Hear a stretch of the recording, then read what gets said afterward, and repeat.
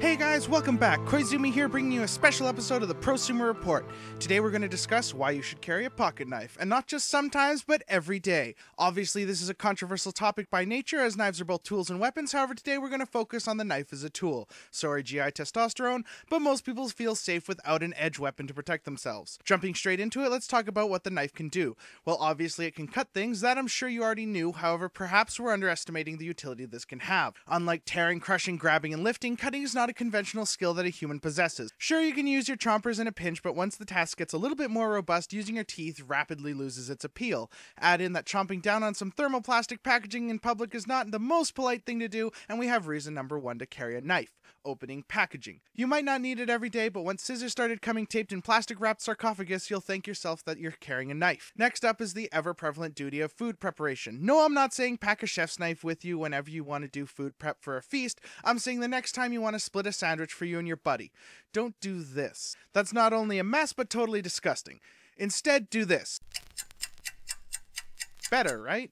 Also, you can peel an apple, slice an orange, remove the crust from a sandwich, and butter bread. Now, strangely enough, the perhaps most overlooked example of why to pack a knife with you is also one of the best uses: shopping. Yes, if you spend the day at a mall, a good blade can work overtime, helping you cut tags off clothing, remove packaging tape, and cut loose threads from clothing. Plus, a knife isn't the worst item to pass the time while you're waiting for someone. And there you have reason 3. Now, obviously, what we've covered so far is mostly inner city utility, but now let's take a look at what a knife can do when you step into the great old backyard.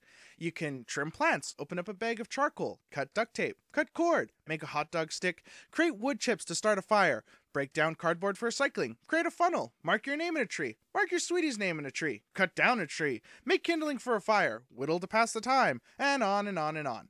Such reason is number 4, yard work. There is so much utility to be found in a blade, so much in fact that we couldn't even figure out how to categorize it all. So reason number 5 is simply going to be everything else, meaning opening a letter, trimming a hangnail, removing a splinter, clenching between your teeth to look like a badass, adding a hole to a belt, cutting open a sandbag, using as a makeshift screwdriver, using as a makeshift pry bar, using as an improvised mirror, use as a piece of jewelry, use it to strip wire, scrape off dried paint or glue, cut fishing line, build your masculinity, build your femininity, use it to show off, use it to save a life, use it to carve with, throw in a sport, admire in construction and engineering, accessorize with it, hoard it, but most of all, carry it with you always, because we encounter these circumstances every day. And yes, you could just carry scissors or wire snips, or ask the store clerk to cut the item open for you, but at the end of it all, carrying your own tools simply makes the most sense. You have it when you need it, and you're in control of its quality. And consider this rather theatrical account of a car crash. Trapped by the crushed seatbelt in the front seat of her car after running off the road, Mary Weiss could easily have been stuck outside in the cold storm till morning, and with below freezing temperatures, her life was in jeopardy. Things took a quick turn for the worst when the leaking fuel from her engine caught fire and began to engulf her car in flames.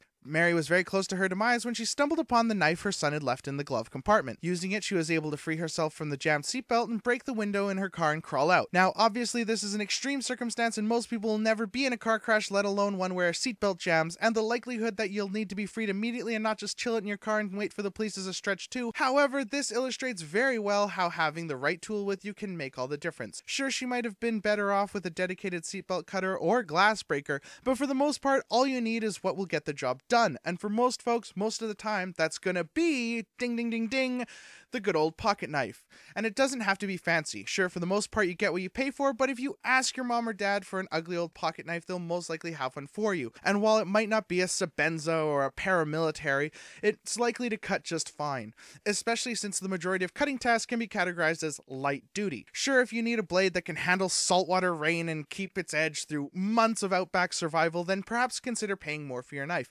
However, getting grandpa's old hand-me-down folding knife is typically more than enough for most everyday cutting tasks, and it's a nice piece of family heritage to tote around with you. So good luck finding your first knife, or your 101st knife. And remember to keep that puppy close, because it's going to get a lot of use. This has been the ProSumer Report with Koyzumie. I'll see you next time.